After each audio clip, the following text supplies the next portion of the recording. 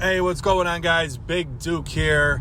And on this episode of the Hogsmen podcast, Mike Camden and Devin Sparks bring to you the first ever Hoggy Awards. So sit back, relax, and hope that whoever you chose to win these awards walk away tonight with that golden hog. Time for the podcast. Wrong, wrong, wrong, wrong. Wrong, wrong, wrong, wrong. You're wrong, you're wrong, you're wrong. That's right. You're listening to one of the three Hogsmen. Devin's gone. Somebody tell Big Duke, because Big Duke still thinks he's on the show. Nope. Devin's on the red and black, the Hogs pack. And this is not the Hoggy Awards tonight. It's not the Hoggy Awards tonight. But Big Duke couldn't make it this week either. Said he'll be here next week. And it is Tuesday night, February 9th. You're listening to El Numero Uno, Mike Camden. This is the Hogsman podcast. Riding solo again. But I got my man NPA here. Adam, what's going on, man? Back again. Let's strive for getting some more people on here so you don't have to just keep dealing with my shit. I'll keep dealing with it. It's not a big deal. What's going on, man?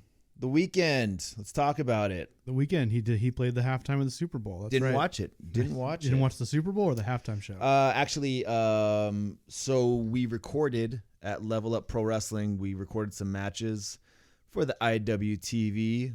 I don't know, thing we're going to Level Up's going to be putting matches on IWTV. The content. So Sunday I was busy. I was recording matches at the school. Got done, got home to watch the second half. And might I say it might be the boring half of the Super Bowl. There was not a good half of that Super Bowl. Well, so I had a match I was in a tag match. Myself and Sweet Robin Shaw tagged up to take on the team of 8-Bit Lit, Juan Matatoli, and Casey Douglas.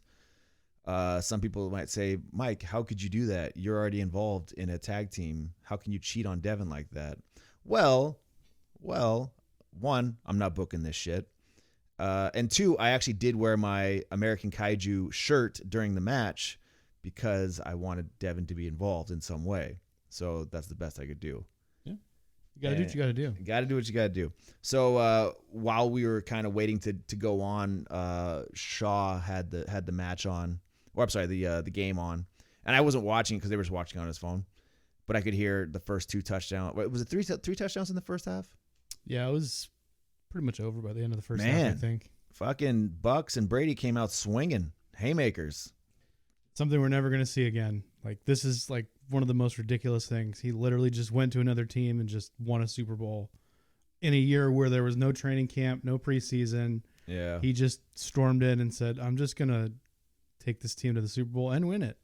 Yeah, man. A lot of people had the Chiefs to win. Yes, my wife included. She lost $200 in her bets. But man, a lot of odds stacked against the Chiefs. And it was weird because there was a lot of Sunday morning action for the Bucks. Like, people were putting a lot of money. Like, there was a guy who put like $1 million on the Bucks, covered the spread, and it was like +3. And I'm like,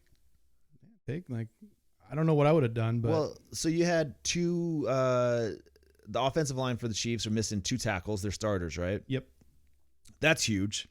Now you might say, well, they had the backup, the secondary guys in there. Obviously, to just be on an NFL team, you have to be very good. Yeah. But then there's also that little gap in between a starter and the secondary. And it's a small gap, but it's huge. Yeah, it makes when you get difference. to that level. Yeah. So I mean, like I said, I didn't see the first half. I watched the second half, and Mahomes was scrambling like a motherfucker. You know, the Bucks defensive linemen, they were all over his ass. Okay, he's got a hurt foot. Mahomes has got a hurt foot. Surgery on his turf toe, I think, tomorrow. And Mahomes just got concussed. Right, or something bad happened to him about 3-4 weeks ago. Yeah, about a month ago. Yeah. I mean, it's just there was a lot of there were the odds. The odds were against the Chiefs if you start to break it down that way. Like, oh shit. Yeah. And so then what? The Bucks defense goes, okay, listen, cover Tyreek Hill, cover his ass, and Kelsey, and then we're good. There was a couple of like throws that Mahomes made that were just like insane that should have been caught. Yeah. And I think that would have switched the dynamic of the game if those players had caught it, but the breaks were just not going for them in that game. But I mean, they'll be back. He's 25 years old. Dude, that guy has a long, very good career ahead of him. You know? And this might have been Brady's last chance for all we know. He's coming back, but who knows if they're going to be able to be as good next year. Yeah, exactly, man. Every year, you don't know. You don't know. They could lose every game next year. Yeah, and not to be the conspiracy theorist, but you cannot convince me that stadium was only 25% capacity. If you saw that crowd, everyone was sitting somewhere. The seats were filled. I thought they had like a lot of cutouts or something like that. They did have a lot of cutouts, but then like you look up in the stands and you see like maybe they're like separating row by row, but there was plenty of people there. Yeah. You know what's pretty funny was it like 3 minutes left? That Bucks defensive was like a safety who was covering Hill and got the taunting foul. The peace sign. For the peace sign. And I was like, that's pretty weak that they threw it on that. Right? I mean, it's kind of stupid for him to do it, but also by that time, it's like the game's over. But do you know the story behind why he did that? Yeah, okay. So Tyreek Hill did it to him while he was scoring on his ass previously in the season, right? So why isn't that taunting when you're literally running into the end zone, giving homeboy that's chasing you down the peace sign? What's the difference? I have no idea. There was another thing I noticed. There was like one drive. You weren't watching this point, but there was like one drive in the first quarter where it just felt like every time it was third and like long, and the Bucks were about to turn the ball over, like there was like a call, like a holding call, or there was like a holding call and a field goal, which you almost never see. Yeah. So then the Bucks keep driving and they end up scoring the touchdown on that drive, and it kind of shifts the momentum of the game. And I don't like to be that guy that says Brady gets all the calls, but that was a really weird, like, series of events. But at the end of the day, Brady still outplayed Mahomes. So I remember what John Madden said. He said, "There's holding on every play." Exactly. There's holding on every play. Just matters. It's all if the refs are going to call it or not. Yeah, exactly. And they usually don't. There was the game a couple weeks ago the Chiefs were playing where, it was the Packer game where like all game there was not calling anything. And then on like the last drive for the Bucks, they finally called like a pass interference, and it was like, okay, that was pass interference, but you let this go and like 2 quarters earlier. Like, what's the difference? Like, I don't know. Referees, man. Got to be fair. Sports. Got to be fair. Tim Donaghy's of the world. But yeah, man, the Bucks won. Hey, cool, dude. I think it's kind of cool to watch the career of Tom Brady. Yeah. I mean, think about it. He's been in the season for how many? What do we got? Like 18 seasons, probably. He's 20 now. Jesus. I think this is his 20th season. But I've basically watched his whole career. Absolutely. NFL career. And not a lot of people are going to say they were able to watch one of the greatest players to ever do it on the field. And, you and I did. Yeah, him by himself has now more championships than any NFL franchise. My wife was like, wait, so who has the most Super Bowl rings? And I was like, him. And he just beat his own record. Yeah. I think, actually, I looked that up. I think the next person has like 5, and then there's a whole bunch of people with 4 Super Bowl rings, which is crazy. And there's a bunch of random people like LaShawn McCoy, who's a running back who never plays anymore. He's been on the last 2 Super Bowl champs. Really? So now he has 2 rings, but he didn't contribute. But it's like there's a backup offensive lineman who's going to be out of the league in 3 years. That's like, I got a Super Bowl ring. You know what's nuts too is I'd like to see how many players go through the league without ever even getting a whiff of the Super Bowl. Yeah. Like Dan Marino, I think he played in one. Right? I can't remember. I know he didn't win one, but I assume he played in at least one. One would assume. I can't think of the top of my head right now, but Marino, fucking badass. Love that guy. Laces out. Ace Ventura. But yeah, man. So my Sunday was pretty busy with doing that. The match that I was in went well. That'll be coming out pretty soon. It was a lot of fun to tag with Shaw. I like Shaw a lot. He's a good guy.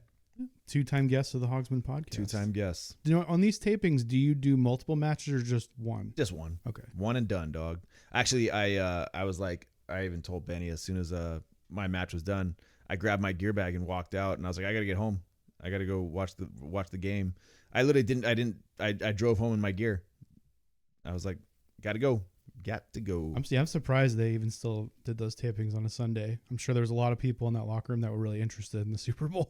We were running skeleton. It was the skeleton crew that day. But it's cool, man. You know, like, listen, I have a dream, right? I want to be a professional wrestler. I want to make money. I want to, like, you know, make a living off of professional wrestling, right? You can't do that when you're watching other people live their dreams. Yeah. So you got to sacrifice a little bit, right? Which we did. And you know what? We didn't miss it. Was it the greatest Super Bowl game ever? No. You didn't miss anything. Then we didn't miss anything. We didn't miss anything. How was the commercial? Any commercials stand out? No, there was a... To be honest, I was drinking heavily, so I really missed a lot of the commercials. But I think everyone liked there's like a Cheetos commercial with Mila Kunis. Oh, I saw that one. But like for me, like the commercials I like seeing are like the trailers for stuff, but like there's nothing really coming out. Mm-hmm. The only trailer that was interesting to me is the Falcon and Winter Soldier show that's coming to Disney Plus. Oh, I saw that, but I saw it on YouTube. Yeah, that's what I mean. And yeah, I saw it on YouTube too. I missed the commercial during the Super Bowl. Okay. And I guess they ran a Fast and the Furious 9 trailer, which I don't give a fuck about anymore. Say that. Why not? Features your boy's boy, John Cena. Oh, that's cool, man. But I don't care about Fast and the Furious movies. Those movies are like, they're for a niche crowd. I mean, but at least they know what they are. I haven't cared about the Fast and the Furious movies since the first one and then the second one, right? The one with Ludacris and Tyrese, and yeah, that was good. I like those two, and that's it. So you've never seen any of the newer ones? I've seen was it Fast and Furious? I think I saw that one. That one's not great. And then I tried watching that Shaw and Hobbs. Mm-hmm. Fuck, I was like, this is fucking stupid. I couldn't even make. I turned it off. Yeah. I don't. And listen, I understand it's a movie. You know, you suspend disbelief, and all, but come on, man, come the fuck on. Like, I don't know. I'm not a big fan of the franchise, anyways. Yeah. So then when you add like that pile of garbage onto it, it's like, no, I don't care. I don't care. It's at this point they know how ridiculous it is, so they're like trying to get as ridiculous as possible. Like, yeah, that's like I think Ludacris did an interview where someone asked him if they're ever going to go to space, and he did like that thing that people do when they can't say it, but they can imply it. Like, yeah. One of these movies are going to go to fucking space, and I'm like, all right. But you brought up the Winter Soldier and the Falcon. Speaking of the MCU.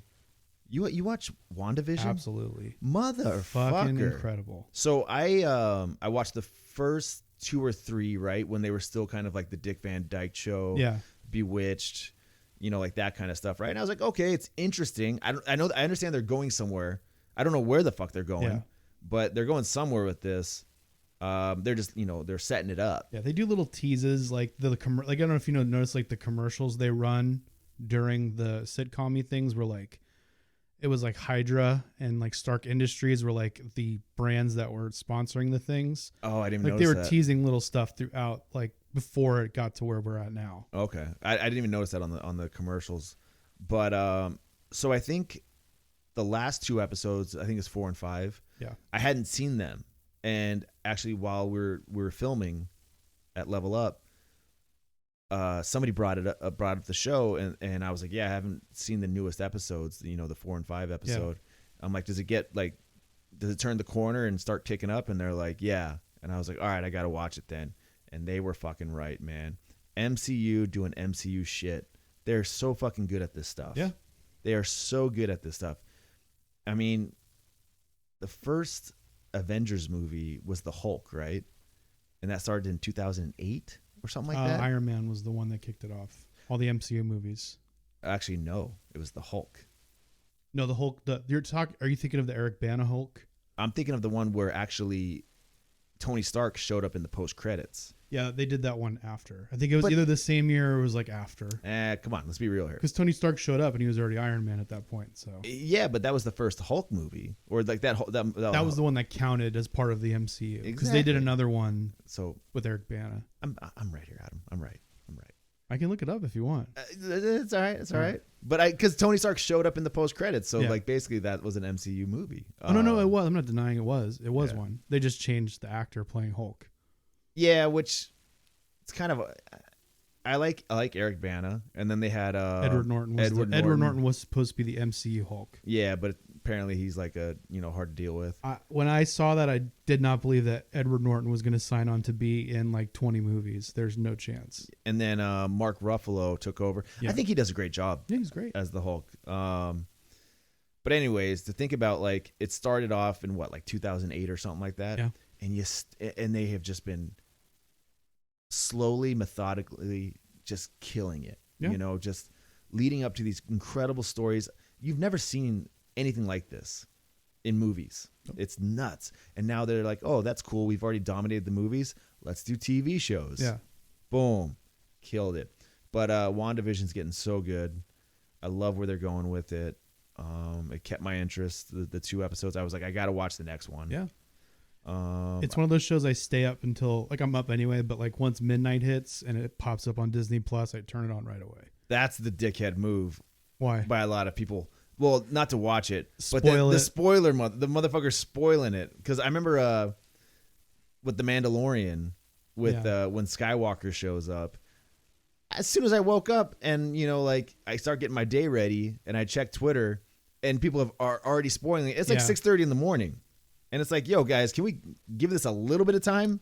Like last week, the big spoiler at the end. We don't have to say it if we don't want to. Whatever. I don't know. All right. Spoiler alert. Adam's about to spoil something. And 3, 2, 1, go. So at the end of the episode, her brother shows up who had died in Age of Ultron. Which I popped. Yeah.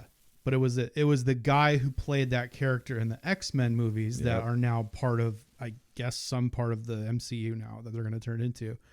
And trending on Twitter within like 20 minutes was like Pietro, which is the character's name. And I was like, I didn't get it because I forgot his like name because I think it's Quicksilver. I think of the name. So I see that and I'm like, oh, that's weird. And then I watch at the end and he pops up and I'm like, what the fuck are they doing? Like, what is this? Yeah, like, what is this show? It blew my mind because I'm watching it with my wife, right? And my wife has watched a lot of the Avengers and MCU movies, but she don't fucking care about this shit. Yeah.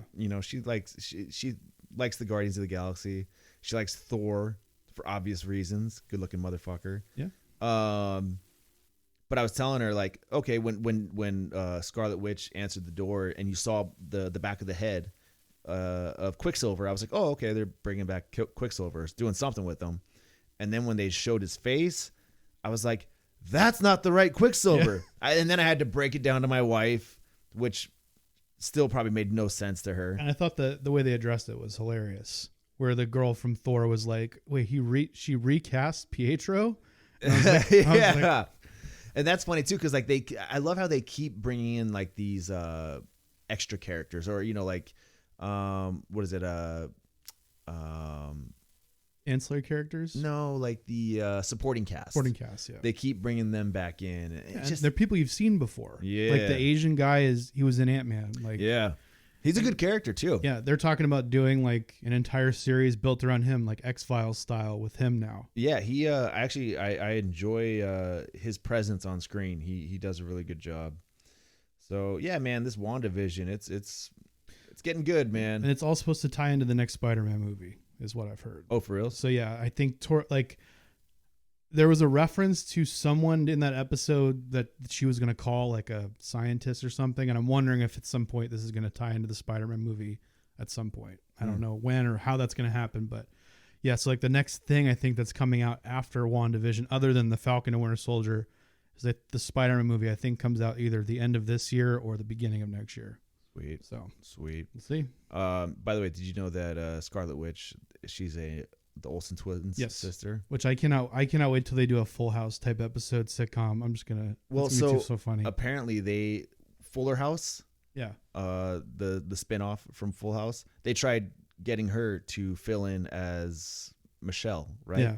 But apparently it would have worked. Like it would have. Yeah. She looks like basically identical to them. And it's crazy that she's the most famous one and no one ever heard of her when they were growing up. Like she was just like, she was in their movies, but she wasn't really a part of it. Yeah. Which I guess might have been to her benefit because she was kind of able to actually like improve her acting ability and stay under the radar and not be looked. Oh, you're an Olsen twin. Yeah. So now she can be in these movies. Well, so it seems like the Avengers is like her big break, right? The Scarlet Witch character. Like I feel like that's her biggest role. Yeah. I don't remember seeing her in anything else. She was in the Godzilla movie, the first Godzilla movie. Yeah. And that was not good. But like, yeah, I mean, she's done other stuff, but it's all like smaller budget stuff. Yeah. But yeah, like they seem to be going full bore with her now. So I would imagine if this show keeps going the way it's going, she's probably going to end up being the main villain going forward after this show. That is interesting. Like she's kind of playing the heel role right now. And that's the thing that's interesting about Marvel is like they can take a person that you've liked for a long time and they can flip it on you if they want. Yeah. At any point, you're like, oh, that's cool because now I understand her backstory, why she would be pissed off about all this. I like how they made the reference that that she could have like beat Thanos also by herself. By the way, I wish we had Chris here.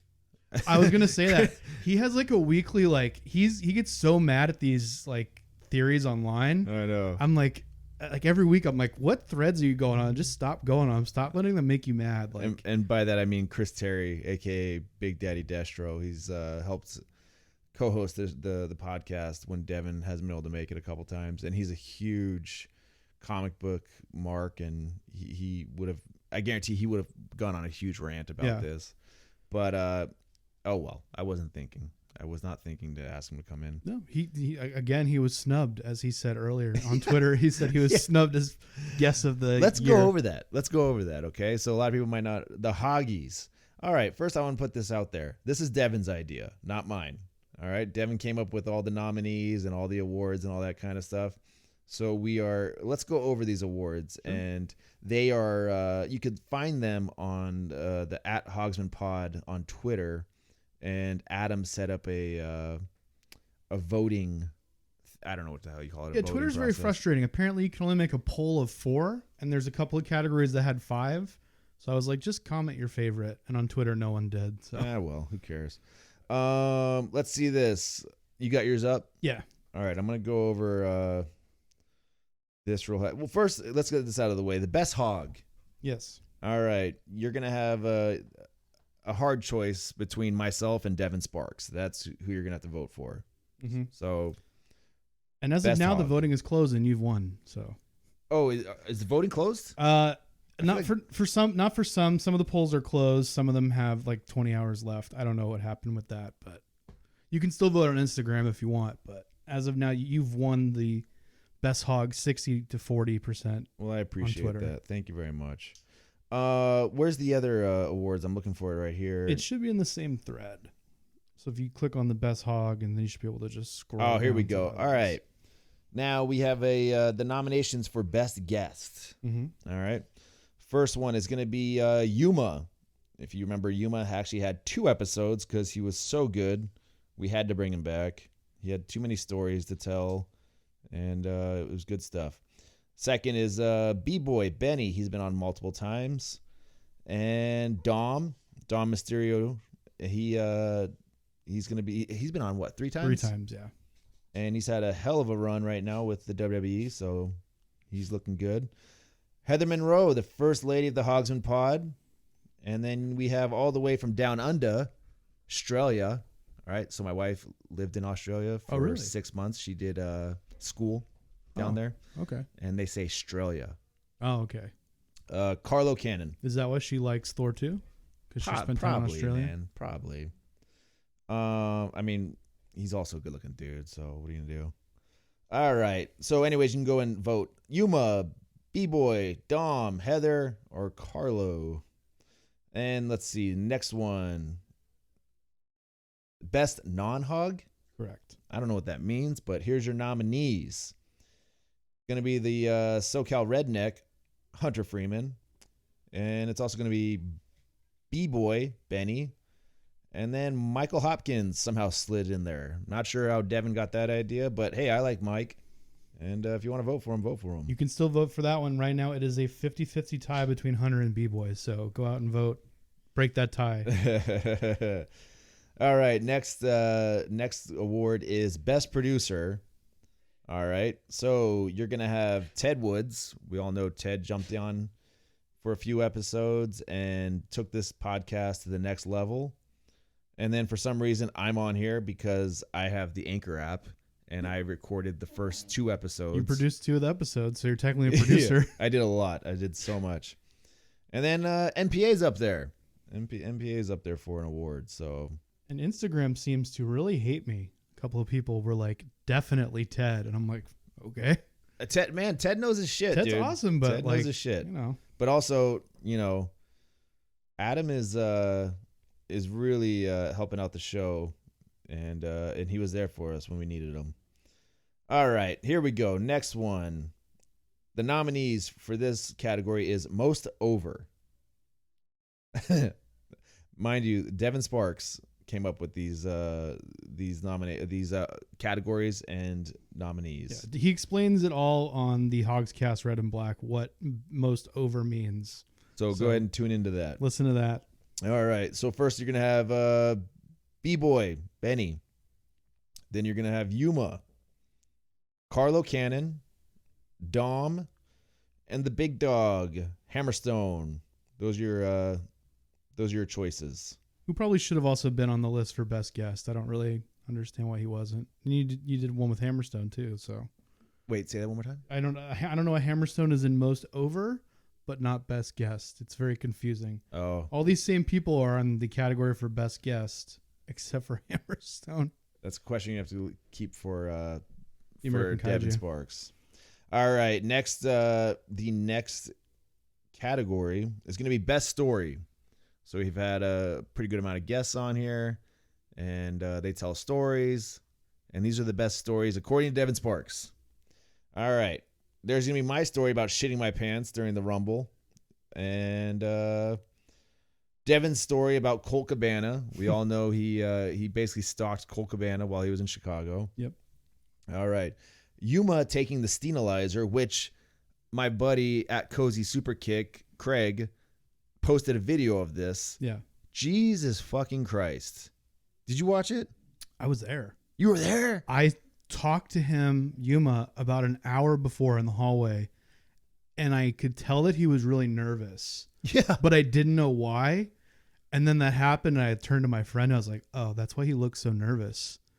I was there, and I was scared the shit out of me. I was like, oh, my God, he's dead. It looks like death. Yeah. It blows my mind, like, and big ups to anybody that's down to take certain moves. But I'm very quick to say no. Well, I think there was, I forget who told me this, but I think he told someone that he didn't know what it was exactly when he first agreed to take it. That's right. And then by the time he was taking it, he was like, oh shit, I agreed to take this move. By the time he found out what the move was, he was in midair. It was with 2 legs like, oh yeah, this is bad. By the time he found out what it was, he hit the turnbuckle and flew out the ring and said, oh, I should have said no. Yeah. All right. So that's and then the last one is Yuma's One Direction match that he beat Kurt Angle. And he stood in as Harry Styles. I think it was Harry Styles, yeah. So apparently Harry Styles wanted to have a match with Kurt Angle. Harry Styles put on a lucha gimmick, right? A full body lucha gear. And Yuma, they did a magic trick and they snuck Yuma in the same gear. And then Yuma had the match against Angle, beat Angle, and then they switched back out and Harry Styles took his mask off and said, oh, look, I won. And no, he didn't. It was Yuma. Anyways, breaking. He's had some crazy experiences. Yuma has. Yeah, man, it's it's nuts how many stories he has. So, and could you imagine that? He's got a win over Kurt Angle. Yeah, that's huge. I wouldn't even know what to do if I was standing across the ring from Kurt Angle. If I was a wrestler, like what do I do? Probably shit my pants. Exactly. But anyways, those are the Hoggies, guys. Devin is gonna announce the winners tomorrow, or not tomorrow, on Thursday. Yeah, we're recording tomorrow, but it'll be out Thursday. Thursday morning, you will have the winners. And what do they get? I don't know. This is Devin's thing, but I'm going to support my friend. Yep. And say, go for it, dude. But anyways, let's talk about another podcast that's going to be coming out. The third member of the Hogs, Big Duke. Yeah, he posted something about it today. Big Duke says he's going to start a podcast, and that podcast is going to be called Last Word with Duke. Yeah. It's going to be about pro wrestling, sports, and road stories. So he says he's going to try and debut it in March. Duke, good luck with the podcast. I'll be here to support you. If you need any advice on how to do it, let me know, because I'm basically a seasoned vet now. That's right. I've been doing this for over 1 year. Are you going to appear as a guest? 52 weeks a year. What? Are you going to appear as a guest? Oh yeah, sure. If I can, we'll see what happens. But yeah, good for him, man. I hope he does. I hope he does well with that. What else is going on, man? What's going on in wrestling? What's going on in the wrestling world? Anything right now? The only thing that really happened in the last week is Kenta showed up in AEW, and that kind of seems like New Japan and AEW are going to work together. Interesting. Which is a pretty big deal. Yeah. You haven't seen cross promotion like this. I mean, AEW is working with Impact, New Japan. We're going to see how it goes. It's going to make people a lot more interested in going to Impact and to obviously New Japan, but like, if these three companies are all working together, you know, a lot of people are not going to want to sign with WWE because there's an opportunity to wrestle way more if they stay in one place. Yeah. And that's a good thing, man. Opportunity is good. You know, you can't have a monopoly, which WWE had for a long time. Yes. So it's good to see that there's other options, because when there's other options, that means certain promotions have to give you more money, have to give you more of an incentive to work for them. And that's good. I'm glad to hear that. Hey, let's talk about the Josh Barnett Bloodsport. Mm-hmm. We dabbled on it a little bit last week. But they announced the card. Let's check it out. I'm a big fan of this Bloodsport event. I want to be in one. I don't know what the qualifications is. Like if I have to go like get in like an MMA fight or something like that just to get on this card. But hey, I'll figure it out. But let's get into this. Here's the lineup for Bloodsport 4. It's on February 13th. How can you watch this? Do you know? Looks like you can watch it on Bloodsport.watch is a way. Yes, it looks like it's on IPPV. Yeah, I'm sure it'll be on Fight too. So it looks like Bloodsport.watch. Yeah. I don't know. That looks like the way to watch it. Just go to Josh Barnett's Bloodsport on Twitter and you can find figure it out. All the information you need. Figure it out. All right. One of the I don't know like what's the main event or whatever, but here's one of the first match is Jeff Cobb versus Chris Dickinson. Jeff Cobb, if you all don't know, he is a Olympian in wrestling.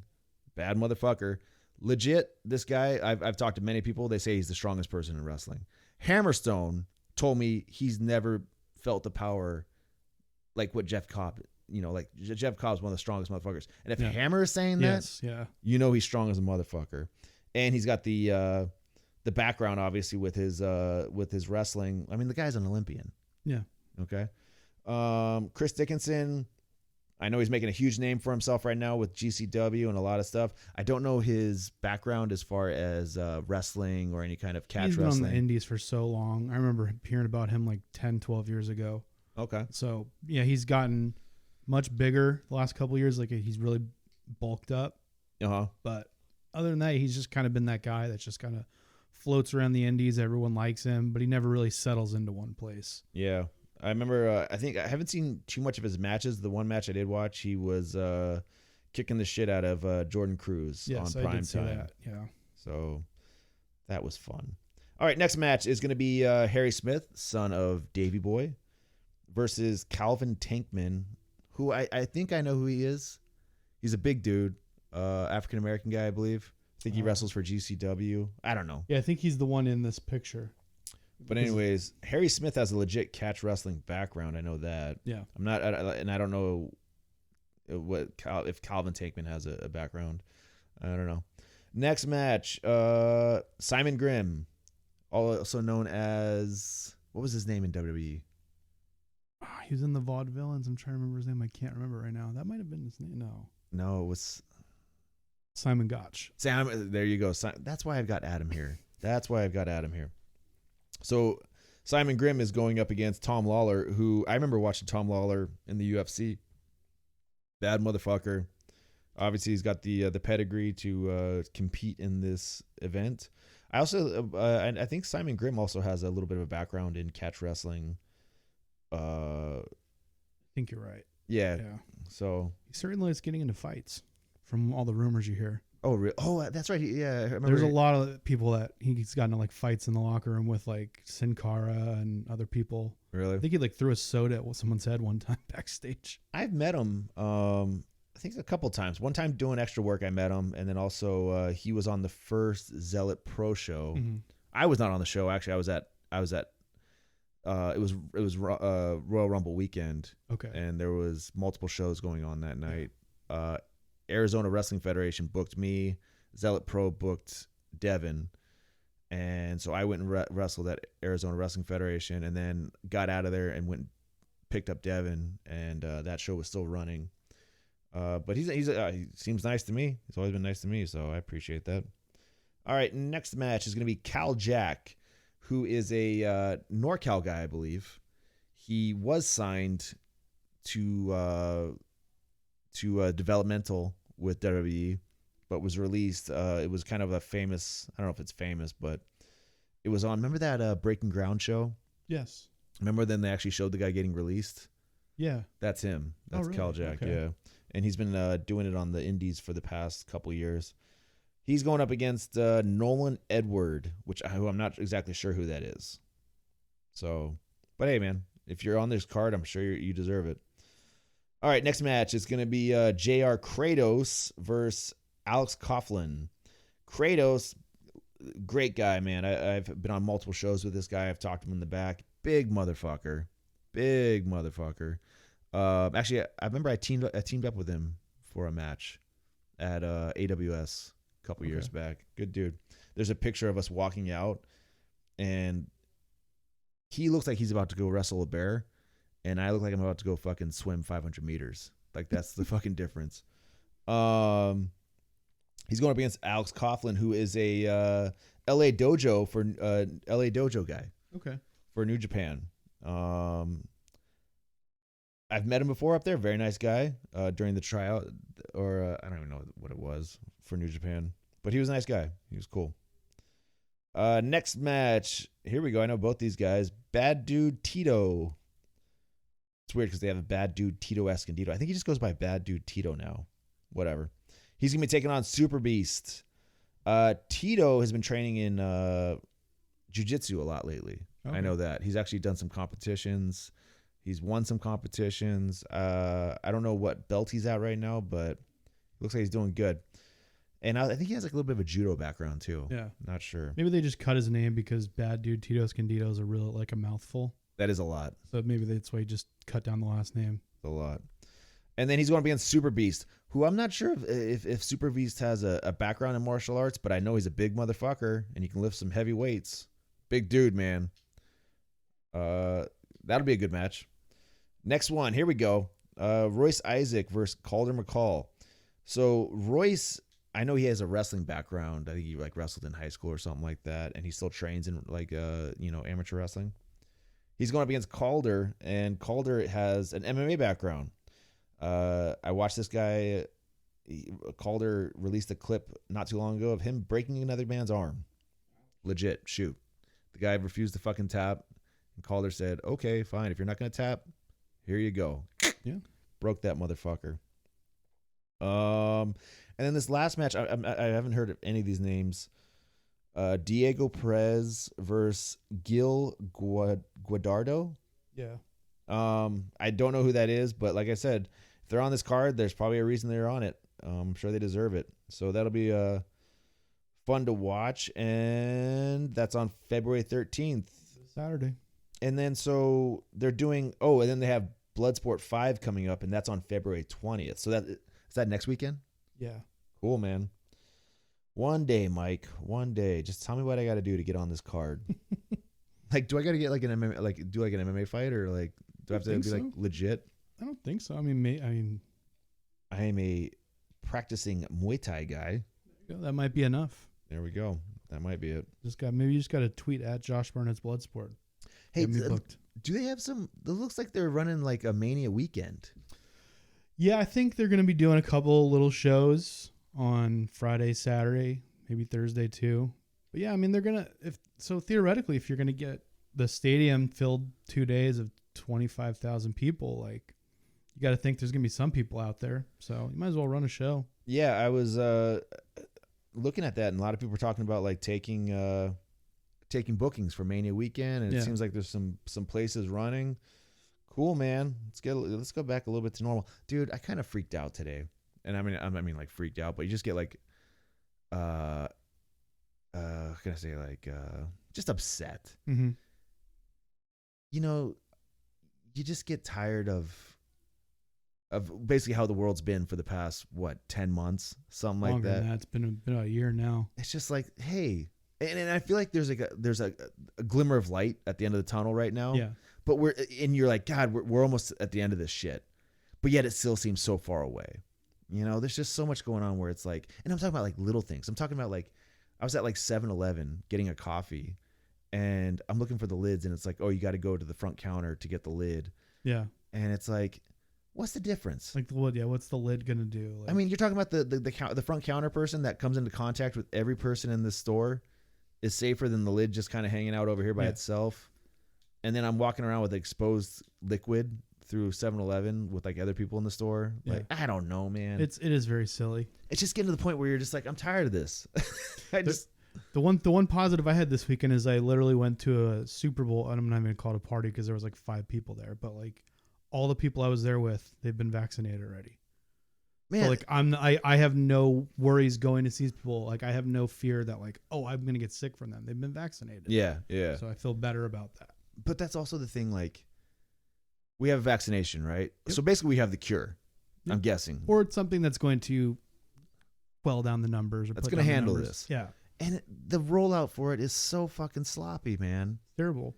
It's like, I have 2 neighbors that both work for UCSD in like the administration, I don't know, whatever. And they're talking about the rollout for it, and they're like, it didn't exist until like a month ago. And it's like, what? Like, this is a huge deal. This is for months, even before the vaccine came out, there should have been like, hey, listen, when this comes out, here's how we're going to distribute it to, at the federal level, to the state level. Yeah. I don't know, man. It just seems like this is just taking so long. And then everybody's like bitching about like, oh, well, this one person snuck to the front of the line and got vaccinated. Tell you the truth, I don't give a damn who gets vaccinated. Every single person that gets vaccinated is one less person that we have to worry about. And here's the thing. There have been situations already where they've had to throw some of this stuff away because they don't have enough people that are like, because they're putting it in these tiers, and if you don't give it to them in a certain length of time, it goes bad. I'm like, why don't you just set up a place, like they have a Petco Park, and say anyone can come, and it's the first however many 50,000 or whatever, and then just whoever gets it that day gets it, and that's it. Like, and then you have the certain for the older people. But then there's people who want to, because there are people who want to get it, who like want to go back to normal. Yeah. And then there's people who are like, I'm not going to get it. Yeah. Cool. Yeah. But these are people some of these are people in the tier. And so they're not going to get it. So then that should go to someone else who actually wants to get it. If you don't want it, I'm sure there's somebody in line that wants to get Absolutely. it. Man, talking about like that like, like vaccines getting, going bad, right? Yeah. So I know a nurse that works at a hospital, and they had too many vials of the vaccination that that was going to go bad because I guess they didn't have enough refrigeration for it or some shit like that, right? So instead of it going to waste, they reached out to the local law enforcement to be like, hey, do you guys want to come in and get, your first round at least? Yeah. The media caught wind of that and made it sound like a scandal. And it's like, no, there's no scandal. It's people being resourceful. Being like, hey, we got to get rid of this stuff. What can we do? And yes, if you ask me, law enforcement should be one of the first groups of people to get vaccinated because they're coming into contact. You can't just say, hey guys, sorry, we're shutting down law enforcement. Like it's a restaurant or anything like that. You need law enforcement out there. Yeah. I don't know, man. That's just the way I look at it. Is every person that gets the vaccination, I don't give a shit. Like, I understand there can be like the tiers and like, hey, women and children first, old people first, whatever. But hey, man, if some people slip in there that don't fit that tier, that's fine. I don't care. Just get it out there. And the other thing is if there's this such scale of people who don't want to take it, like, then this is a much like smaller, unimportant thing, but like baseball season starting, if people aren't going to take it, let MLB vaccinate all their players and coaches so they can have a whole season where they don't have to worry about this shit.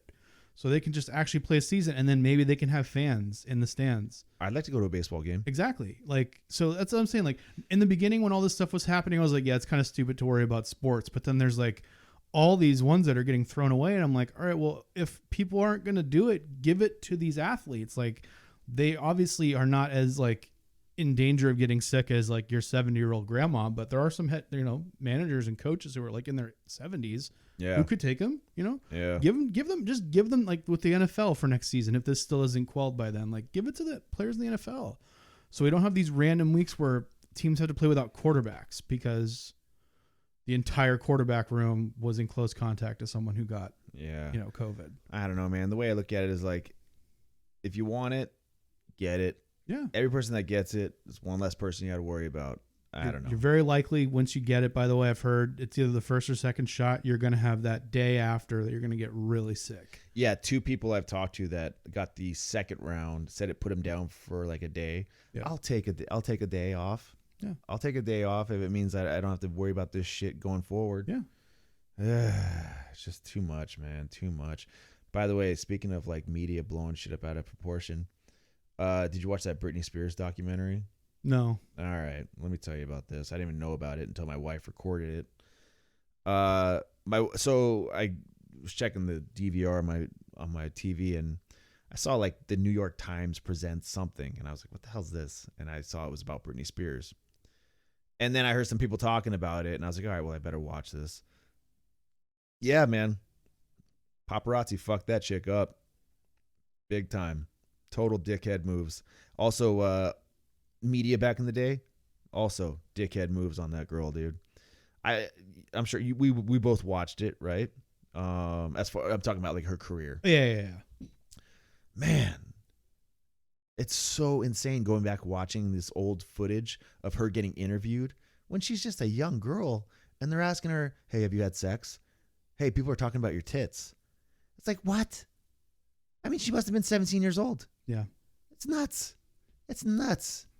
It's if you ever want just like a good barometer of like how shitty people are, just watch the show Entourage, because they play off so much of this shit. Like, there's a character that's supposed to be Britney Spears in the first couple of seasons, and the whole thing is about her sex appeal. And I'm like, this is so creepy. Damn. Like, even with Britney, it's like, yeah, at my age, like I looked at Britney Spears as a sex like not object. Well, yeah, but because we were like the same age as her. And I was like, oh man, she's really hot. Like, that's what I thought of her. But I was also a teenager growing up, and whatnot. So, but yeah, I never had a thing for Britney Spears. My older brother liked her a lot, but it was never really like, I don't know. Obviously she's pretty. Yeah. But I wasn't like way too into her. But it's just funny going back and they're interviewing like a few of the paparazzi that would follow around, and they're trying to like justify what they did, and it's like, dude, you're such a douche. Yeah. You're such a fucking douche, and you're trying to justify what you did. And I understand you got $1 million for that one picture, but like, it's kind of like how low are you willing to go to make a buck? Yeah, that's the thing. Those people that do those jobs, like the TMZ people, I'm just like, I would never be able to morally be able to do a job like that. I would not be able to snap photos of someone that I know just got like cheated on, or is in like middle of an ugly divorce. I would not have like the moral ambiguity to be like, hey, what do you think about him being out with this girl last week? Like, I couldn't do that. Like, it's just not in my nature. Yeah. It was funny too, because they had Matt Lauer on there, and Matt Lauer, it's after she had a kid, and like some motherfucker took a picture of her with the kid in her lap while she's driving, and they made it like some huge scandal. And Matt Lauer's like, they're saying you're a bad mom. How do you feel about that? And it's like, time finally, time told who was the wrong person in that fucking conversation, because Matt Lauer turned out to be a total piece of shit. And it's so funny too, like, this is me growing up. I would ride on the tailgate of my dad's truck. We'd go out, and like, if we were working around like the baseball fields or like trick or treating, right? We'd ride in the back of the truck. It's illegal now, but back then nobody cared. Yeah. And guess what? My dad probably had a rum and coke in hand too while we're doing it. Did you see that video of Aaron Rodgers a couple weeks ago? He's in the bed of a truck just drinking beers, getting driven around Wisconsin. I was like, that's pretty baller. Yeah, and people are like making like a big deal out of it. And it's like, so what, dude? So what? The guy's living. Who cares? But anyways, yeah, I mean, we used to ride around the back of the bed of the truck. No big deal. Yeah. No big deal. Oh, well. Can't do that anymore. And then, what's also funny is, so like they made like rules against paparazzi, right? And I don't know like if paparazzi is still like a huge thing or if it was, or if it's even close to what it was back in the day. I think so, because I've seen way too many pictures recently of Ben Affleck getting like Uber Eats delivered to his house, picking it up. Like, I don't know if you've seen that picture where he's like, like that's in front of that guy's house. I feel like it's not as intrusive as it used to be though. No, not back like back in the days. Like if you think about it, like the paparazzi killed Princess Diana. Yeah. And that, everyone gets mad at Prince Harry for like leaving and going to like Canada. I'm like, yeah, you guys are forgetting that he just doesn't want to be on paparazzi because they killed his mom. Yeah. Remember what happened to his mom? Yeah. Remember that story? Do you guys need to be reminded about that? He doesn't want to deal with you guys because of that shit. Like, and then, but anyways, yeah, I think they made like a few rules about like it being as intrusive. Yeah. And plus like these paparazzis would be like trying to like stir up some shit, right? They'd be like, whoever the celebrity is, hey, I heard you're a whore. Heard you're, just like saying some shit just to get a reaction out of them. And then they would snap off pictures, and then the news would be like, hey, look, so-and-so is fucking nuts. They went off on this poor paparazzi person that was just trying to make a living. And it's like, no, you don't get it. But it's funny because like now like the paparazzi seems like it's not as big of a problem anymore. But everyone has camera phones. Yeah, but you know where the problem is now? Social media. Yeah. Social media with the comment sections. Man, can we please calm down a little bit with the comment? So I read this thing. It was on Yahoo. I read like the front page of Yahoo, and some, I don't know what the hell she was. These people are like somewhat celebrities. They're like influencers. Yeah. So this like 25-year-old influencer chick made a comment about another influencer or a YouTuber or whatever the hell he was that just turned 18. How she was like, made like a sex joke about like, yeah. And people are like, so she's 25, he just turned 18, and they're like, oh, that's not cool, that's like predatory behavior and all that kind of stuff. It's like, fuck you. The kid turned 18. He's legal now. She's 25. Not that big of a deal. Not that big of an age gap. Why are you, like, they're trying to like, people are like making comments like, she's a predator. It's like, oh my God, man. Some people have, can I say this? Just because you don't like it doesn't mean it's illegal. And it's not always necessarily just about like really trying to get like something sexually out of stuff. Like it could just be like a joke between friends. It was just a joke, a comment. Like I know people got really offended a couple years ago when Drake started like talking to Millie Bobby Brown, who's on Stranger Things. She's 11. Yeah. And that's their character. And she's going to be 18, I think, in like a year or two. And like everyone's like making jokes that he's talking to her, getting in there so he can be ready when she turns 18. I'm like, that's so gross, man. People say shit like that. I'm just like, really? Come on. I don't know about, that. And I think he's like almost 30. So like it would. But also like, what is he talking to her about? Like, is he saying like, hey, here's an idea for, what does she do? Is she an actress? She's an actress. Yeah. So, hey, here's an idea, or like, hey, sing too. So for all I know, maybe he's like giving her advice on music stuff. Like, go to this person, like, and then, let's bring like, so people are trying to like make up a story that's not there, right? It's kind of like what we're talking about. So you see homeboy for the Chiefs that made that comment that like, so Tom Brady said something to him on the field. Yeah. And then what's the guy's name? It's like Tyrann Mathieu. Yeah. And they said, oh, well, what did he say? And he goes, I'm not going to repeat what he said. Yeah. And then now everyone thinks Tom Brady is a racist. Exactly. You fucking cock. Like, yeah. You understand what you know what you're doing. Exactly. You know what you're doing by saying, oh, I don't want to repeat what he said. Because he's an African-American male, the Matthew guy, right? Yeah. And Tom Brady, obviously, is a white male. And it's just like, dude, by you saying that, you're already getting the wheels running. Yeah. And, for all I know, Brady called him a bitch. Yeah. Like, what if he called him a pussy on the field? There's a lot of shit talking that happens on sports fields. Yeah. And it's just, it is what it is. But the thing is, like, man, now, why can't you just say, hey, you know what? He said something. It was all in good fun. It had nothing to do with racism or nothing like that. come on, man. You're being a douche now by saying, "Oh, I'm not going to say what he said on field." Yeah. Because people are automatically going to pick that ball up and run with it and go probably somewhere that it never went near. I don't know, man. I'm tired of this stuff, dude. And just like people are doing creepy shit now. Like, I don't know if you've seen some of the things I've like retweeted. Like, people are like sending mail to these like women's wrestlers' houses. What? Like, how do they get like Peyton Royce like has gotten like mail sent to her house like multiple times, and it's happened with not just her. Multiple women have gotten this, and like I think Kayla Braxton, who's like a announcer for WWE, she like got stuff sent to her hair salon today by people. It's just so creepy. Like, don't do it. There's a place. I'm sure there's an address online to the Performance Center. Send the shit there. They'll get it. Even still. Crazy, man. So gross. Interesting stuff, man. It's even getting gnarlier. I mean, who was it? Was it Sonya Deville and Mandy Rose? Man, they had that dude that walked into their house. Yep. Crazy stuff, man. The pictures at the airports thing, the stalking the people at the airport thing is so weird to me too. Like, yeah, it's nuts, man. But I can never get in that mindset. Like, if I run into someone like that's like a celebrity, I'll see them and like depending on the mood they look like they're in, I might approach them. Yeah. But 9 times out of 10, I'm not gonna fucking bother them. Yeah, you just hey, look at there's so and so Like, over there, and then right. you just walk by. Especially when you're in an airport, everyone's in a bad mood at the airport. Yeah, like no one's happy to be at the airport. I remember I saw the New Day guy, the smart one, the Xavier Woods. I saw him at the San Diego airport one time from a distance, and I was like, oh, there's Xavier Woods over there. You know, I'm not gonna run over and ask for his autograph. He looked like he was tired as hell. It was early in the morning. Yeah. Plus, you're a wrestler. You know probably Plus, what his weekend's been like. Plus, I couldn't tell you the last time I asked for an autograph. I don't think people ask. I think people just ask for pictures now. Yeah, I remember autographs. The last time I got an autograph, I was probably like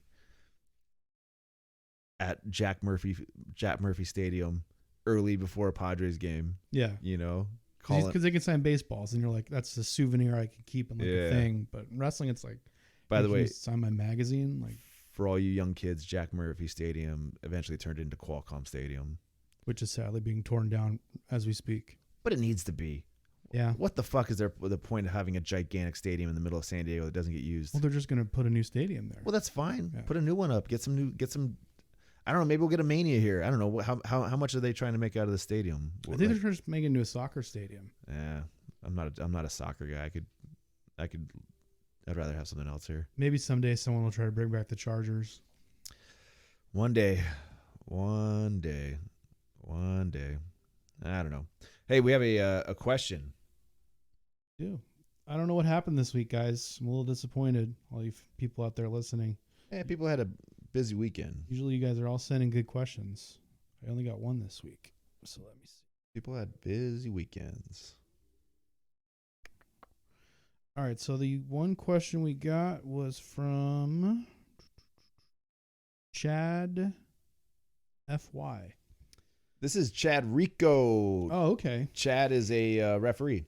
Okay, yeah. He gave me a suggestion for a topic a couple weeks ago. What was that? Through Facebook, but oh, really? It's pointless now because the people who were going to be on it, we're going to be the ones talking about it's it. Moot, yeah. So he asks, in your opinion, which ECW One Night Stand was better, 2005 or 6? Chad, I'm going to be 100% honest here. I don't know either of them. So in 2005 and 2006, I was working in the nightclub industry. Usually, I don't know, Tuesday through Saturday nights. Mm-hmm. And then on Sunday and Mondays, I was out getting all kinds of faded. That's what we used to get when we were younger. Faded. Remember faded? I was getting all kinds of faded on Sunday and Monday nights. So I kind of fell out of wrestling during that time frame, and I didn't watch either of those. Adam, did you have a preference? I think 2005 was more of what the original ECW was, so I think I would say that one. 2006 was more or less the beginning of the WWECW, which was not as good. So I'd probably say the 2005. Were you? Have you ever had like a time, like a few years off of wrestling, or have you always been kind of like kept your finger to the pulse? I would say when I moved to California in 2001, I probably like after WrestleMania 17, I missed a lot of 2001 wrestling. Okay. I eventually caught up with it, but no, I've pretty much been on it since like 2005. Like, pretty much been into it, watching it, paying attention to what's going on. I don't like at this point. I don't watch it weekly. Yeah. I used to be one of those people that watched everything Raw, SmackDown, NXT. I'd watch them all. But at this point, it's like I don't really want to anymore. Yeah. Like, I just don't have the energy to watch all that. Yeah, I fell out for like a few years. Probably in between like 2004 and 2000 and like probably like 2013 probably. Yeah. Something like that, yeah. Like I would check in every once in a Yeah. while. I would check it out and I knew who the players were and all that kind of stuff. That's how I am now. That's like when you're reading off the Bloodsport, I'm like, I don't really know any of these people. Like, I'm not really like, I know kind of what's going on, but I'm not following it as intently right now as I have in the past. So like, if you reference stuff that happened 10 years ago, like Yuma taking the Stenalizer, I'm like, yeah, I was there. I can tell you how Yuma was an hour before he took the move. I can tell you like, but like today I'm like, yeah, I don't know. Like, but yeah. So sorry, Chad. I wasn't really watching wrestling then. I was out being a dude. there was another question that was asked after we recorded last week that I asked Devin, and I can ask you too. Ask me, ask away. Yeah. Would you rather win a Royal Rumble or a Money in the Bank match? Royal That's from Rumble. Mount 10. I figured that's what Royal you'd say. Rumble. Yeah. Like I said, Royal Rumble is my favorite event, favorite pay-per-view when it comes to wrestling.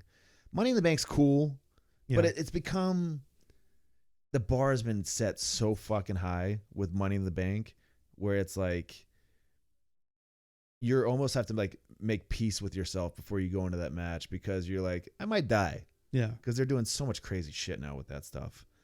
And yeah, the Royal Rumble is just way fucking cooler to me. The Royal Rumble was on like my bucket list of shows I wanted to attend before I went to the one in 13. I was like, I have to see a Royal Rumble at some point whenever it's close. And then it was here. And I was like, okay, I'm going to that. Don't get me wrong. Like the Money in the Bank matches are pretty awesome. Like if, you know, they're done right and some crazy shit happens, but the Royal Rumble, man, all day. Something I found out recently. Did you know the 99 Rumble was in San Diego? No. I saw something recently. Austin was talking about that match that him and Vince were 1 and 2. That Rumble was in San Diego. Really? And I'm like, I mean, I didn't live here at the time, but I'm like, think that they like had like a Royal Rumble in San Diego is kind of crazy. Well, I was all the way out in Ramona, and back then we didn't have this incredible. Well, actually, we had it, but it just kind of wasn't as good as it is now. It's called the internet. Yeah, I mean, I don't know. I didn't go to like, I went to one house show when I was a kid, like in high school. That was my first wrestling event ever. Was the house show. The greatest house show I've ever been in my life. I'm sorry, it was in the Anaheim Pond. I don't know why I got that. Maybe it was something he was talking about. I think there was another pay-per-view in San Diego way back in the day, like during the Attitude Era. Yeah, there was the pay-per-view that Jericho won the undisputed title. There you go. He beat The Rock in Austin in the same night. Stone Cold. Yeah. So I apologize for that miss. It's all right. We corrected it. Yeah. No big deal. But anyways, you seen that Yokozuna documentary yet? I've been meaning to. I do too. I want to watch it. Every week I'm kind of like, oh, I'm going to watch it. And then I just never get to it. It looks really interesting. You know what's funny is when I was a kid, they brought Yokozuna out. They called him Yokozuna. I was like, yeah, he's obviously Japanese. Yep. And then turns out he wasn't. Yeah. And you learn about all these people he's related to. And you're like, oh. Big old Samoans. Like, why didn't I look at Rikishi and Yokozuna and go, you know, they kind of look alike a little bit. Like, why didn't I think about that back then? Like, Nope. But when you're a kid, you don't think about that stuff. Like, there's no internet telling you, oh, by the way, he's not Japanese. You are telling me he is Japanese, and I am believing you. I believe you. That's how it was back in the day. It's like I believe Papa Shango was a witch doctor. Yeah, like, dude, Papa Shango. I didn't even tell you the truth. Not until a handful of years ago did I even know the Godfather, Papa Shango, and Kama. I didn't know they were the same person. Did not know. I did not realize that Rikishi was the Sultan. I didn't know that either. I don't know, man. I like wrestling, but I'm not that hardcore, I guess. Just like, I think it was pretty well known after, but a couple years after he found out that Kane was Isaac Yankem. And I'm like, oh. I didn't know that, and then I eventually figured it out. Like, yeah. Once he takes the mask off, you're like, yeah, it's the same guy. But it's the stuff, and that's unfortunate because that's like the stuff you can't do anymore. Oh, you cannot. You can't switch repackage characters. somebody. Yeah. Like they'd be like, well, that's that guy. I know who that guy is. It's exactly like what happened when they first debuted Bray Wyatt. Yeah. On the main roster, and everybody's kept yelling Husky Harris in the audience, and it's like, I mean, they powered through it. Yeah. And now he is Bray Wyatt. Yeah. But it's just that's like the immediate response you're gonna get if you try and repackage somebody under a completely new character. You're gonna get like that, you know, the people in the stands, the smarks, Yeah. trying to And they don't realize that they're actually doing damage to that person, like as a character, if they do that. Like the Office is immediately gonna be like, oh, they know who this guy is. We can't do this. Yeah. But sometimes they, like you said, they power through it. Powered through it, man, and he's probably one of the best characters in wrestling right now. Good character. Actually, I like that Alexa Bliss is with him too. Yeah, I think she does a really good job. Yeah, she's multifaceted. She can do a lot. Yeah. What else we got to talk about? Anything you want to talk about? Life? Did you see the new Denzel Washington Rami Malek movie on HBO? No. Is it called The Little Things? It's called The Little Things or something like that. I have heard about it. I heard it's good, but I also heard it's pretty confusing. Yeah, I didn't like it at all. Really? No, I thought it was bad. I didn't watch it. You should watch it because, you know, obviously you should have your own opinion and not listen to what other people tell you. But yeah, I watched it and I just such a confusing, like nonsensical parts movie. Yeah. It's like, I'm a big fan of Denzel Washington. oh, I love all those guys in that movie. Dude. Jared Leto too. Jared Leto, yeah, awesome. Dallas Buyers Club. Love that movie. You know, he started a cult last year. Excuse me? He took all these people to like an island and started the cult of Jared Leto. It was like 30 Seconds to Mars, basically. It wasn't like a cult in terms of like, but he brought all these people there for like a concert, but it was like the cult of 30 Seconds to Mars or something like that. Just Google it. It's a real thing and it's pretty hilarious. I remember Jared Leto all the way back to My So-Called Life. You know about that? I didn't know he was on it. I know of the show, but I didn't know he was on it. Hell yeah, he was on it. He was Jordan Catalano. He was the love interest of Claire Danes, and I can't remember her character name on the show. Loved that fucking show, though. Yo, you watch Euphoria on HBO? No, I've heard it's good. I Oh like my Zendaya. God. I like Zendaya, so I will watch it at some point. She kills it. She did a new movie that just came out on Netflix with her and Denzel Washington's son. Oh, yeah? Yeah, so it's called Malcolm and Marie.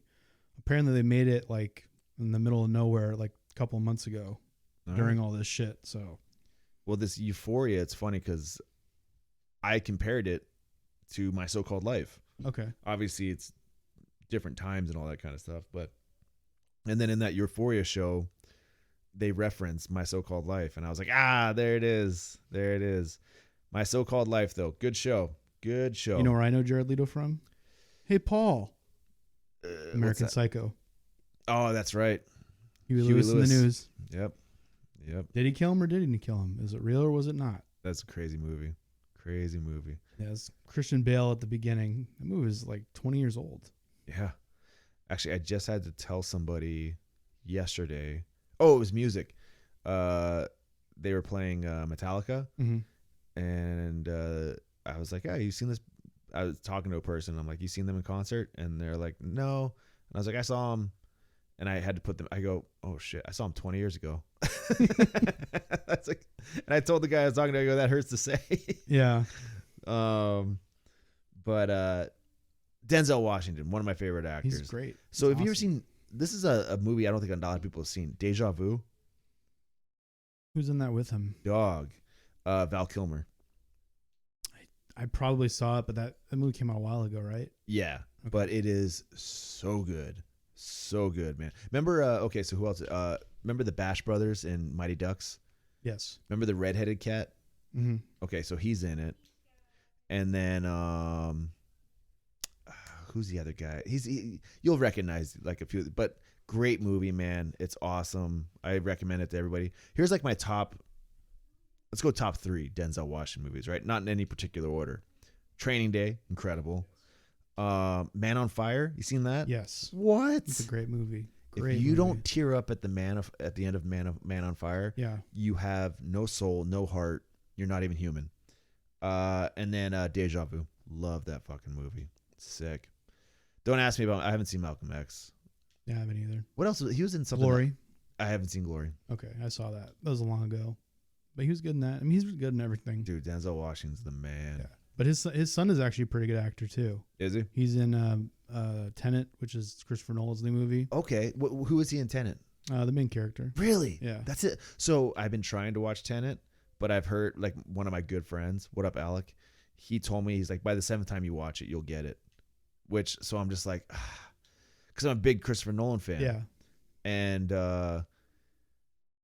you'll get it. The thing is, like, you have to like be paying attention. like no distractions. You have to no distractions. Like if you miss like a second, you might miss something that's important, and it has a lot to do with like different time period, different time frames. Like it has a lot to do with time, and like if you miss something, it'll completely confuse you. But that's what my buddy Alec, who's also a big Christopher Nolan fan, he told me. He goes, every Nolan movie has to deal with the concept of time. yeah, You know, like think about what was the one with McConaughey? Interstellar. It's about time, right? Gravity. Yeah. You know, like what's 20 minutes to them out in outer space is 20 years on Earth and all that kind of stuff. You know, like so you're dealing with the concept of time. All of his movies always have Inception to do too. Different dream levels. You're There in you go. dreams for a certain amount of time. Yep. That's my 5 minutes. favorite of his movies is Inception. I love that movie, man. I do. I don't give a shit if people like want to shit on it or not. I love that fucking movie. It's not that complicated of a movie if you like listen to what they're talking. Like you can watch it different times and take something different from it every time, which is what I like. Yeah. Like there's parts of it where I take it and I go, is this whole movie Leo dreaming all of this? Like is he stuck in that last like thing? Like because there's a lot of stuff like they talk about the code words, and at one point his wife, who everyone thinks is dead, is saying these things to him in the supposed dream, and I'm like, well, is he the one that's in the dream? Like, and then but at the end of the movie, you're just like, you take out of it what you want to take out of it. I like how it's open ended. Yeah, the top it doesn't start to fall, but maybe it does afterwards. Yeah. And also they clearly say in the middle of the movie that if it's not your totem, it won't work. And that wasn't his totem, it was his wife's totem. So it wouldn't have worked. You're going deep. You're even deeper than what I've seen that movie so many times. I like that movie. And I like reading all this stuff, reading all the ideas and theories behind the movie because I'm a Nolan guy. I'm a Leonardo DiCaprio guy. So I know, man. I was not a DiCaprio guy when I was younger. He was in Titanic. Right? Well, he was in Titanic. He had like what was the flying movie? The Aviator. The Aviator. It's a really good movie, though. Fuck that noise. He had like a few other like Catch Me If You Can. You know, It was like incredible. come on, but Catch Me If You Can is one of the best movies I've ever seen. It's so good. Lame dog. But then he came out in The Departed, and I was like, dude. And then here's a throwback. William Shakespeare's Romeo and Juliet. You remember that? I think I probably saw it, but Dude, I don't remember it. It's so good. So like they kind of modernize. Yeah. You know, there's no sword fights. But they all still talk in the same dialect, right? Yeah, it's sick. It's sweet. But anyways, he came out with The Departed, sick. Blood Diamond, sick. Blood Diamond was awesome. So underrated. Yeah. Shutter Island. Yeah. What? The only dilemma I have with Shutter Island is if you've seen the movie once, you can't really watch it again. Yeah, but it's so good the first time. Because the premise of Shutter Island is basically built around the twist at the end. Yes. So if you watch the movie knowing the twist at the end, it's not as enjoyable, but the movie itself is really good. Mark Ruffalo's in that too. That's right. He plays the other cop. So my wife wanted to go see that movie, and I thought it was like a horror film. And I'm just like, what is DiCaprio? Like, what's DiCaprio doing in a horror film? And she really wanted to see it, and I was like, fine, let's go see it. My mind was blown away.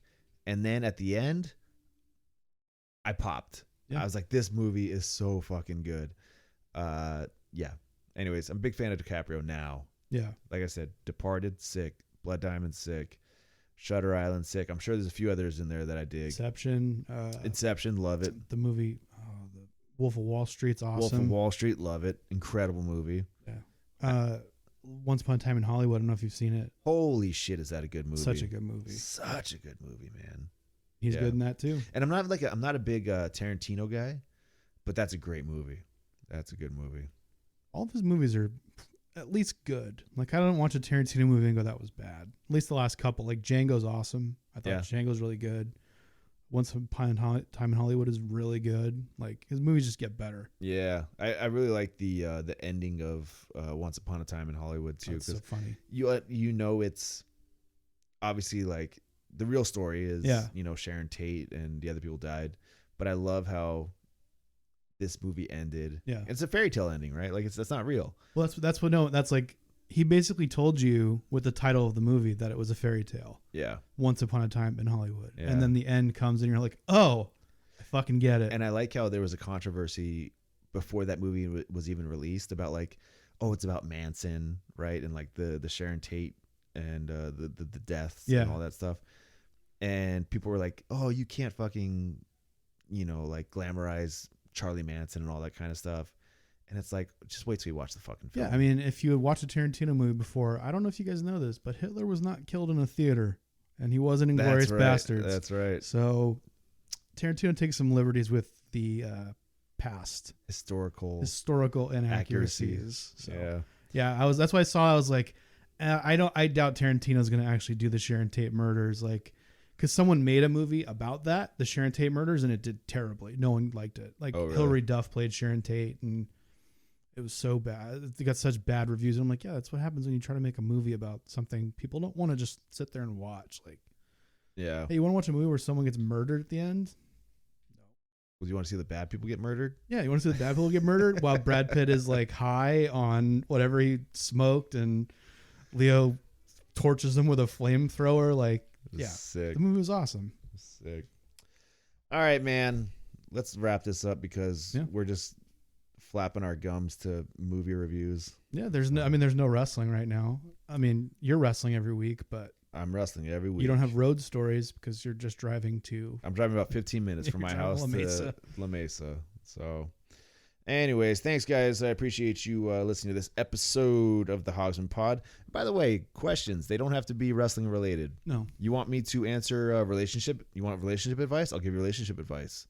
Believe it or not, very good at it. Yeah. Very good at it. You know why? I don't know why. I just am. I mean, you're happily married. That's reason enough. I'm happily married. Check us out on Spotify, Apple Podcasts, Google Podcast. Go to our social media accounts at Hogsmen Pod on Instagram and Twitter. By the way, ladies and gentlemen, the Kaiju, Devin Sparks, just got a whole bunch of new Hogsmen shirts on Pro Wrestling Tees. So if you go to prowrestlingtees.com/ I don't know, Hogsmen, man. I think. All right, go to, this is what you're going to do. You're going to type tweeted in, about it. You're going to type in prowrestlingtees.com. Then you're going to go to the search bar and you're going to type in Hogsmen, and you're going to see a whole bunch of shirts show up. We got the, if you want the tip, you got to take the whole hog. We got the street style versus, or I'm sorry, what is it? Strong style versus street style shirts. We got the Hogs Pack shirt. Yep. And there's another one. What's the other one on there? If you want the tip. Did you already say that? We already got that one. Sticky Hogs. We got the Sticky Hogs shirt. Listen, there's a whole bunch of shirts. Go check them out. And by the way, if say you're sitting there and you're like, I don't want another T-shirt. Maybe you want a sweatshirt. You can put these logos on sweatshirts. Just really? It's just a little extra. Yeah, it's like Hell $4 extra. You can get a long sleeve shirt. You can get a sweatshirt. You can get whatever you want. Sweet. They give you all the customizable options. Go check that out. And shout out to 10 Barrel Brewing Pub Beer. Cheap, fun beer. What's up? That's about it. Is that about it? That's about it, man. Good episode. Yeah. Maybe. I don't know. Maybe. Let us know. But anyways, we'll be back next week. Check out the Hogs Pack, the red and black with Devin Sparks. That's coming out Thursday morning. Please watch it on YouTube. Go to YouTube. I'm gonna put on a stupid, nice jacket so I can look like I'm at an award show tomorrow. Please just watch it so I don't feel like an idiot. Devin's making you do that? No, but I'm gonna do it because I'm committed to the bit at this point. So all right. Poor Adam. I hope he does it. I hope he does it too. But poor Adam. Adam is like, hey, Mike, what do you need me to do? I'm like, nothing, just show up. Yeah. I couldn't really imagine what your conversations with Devin go like. Oh, I've been so much like, you do what you want to do. And just like, there's the reason I posted all the Hoggy stuff on Saturday is because it took 3 days for me to get that information. Because the other option was listening back to the whole show and writing it down as he talked. And I was not in the mood to do that. I'm in the midst of doing 3 podcasts right now, and then I have other people hitting me up for other podcasts because they know that I can do this now. So, well, look at that! You're going for the producer of the year. Yeah, I'm going to be A less rich Conrad Thompson. There you go. All right, guys. Appreciate you listening. If you want the tip, Adam, what do they got to do? Oh, wait, no. If you want the tip, that's right. Yes. If you want the tip, what do they got to do? They got to take the whole hog. Adios.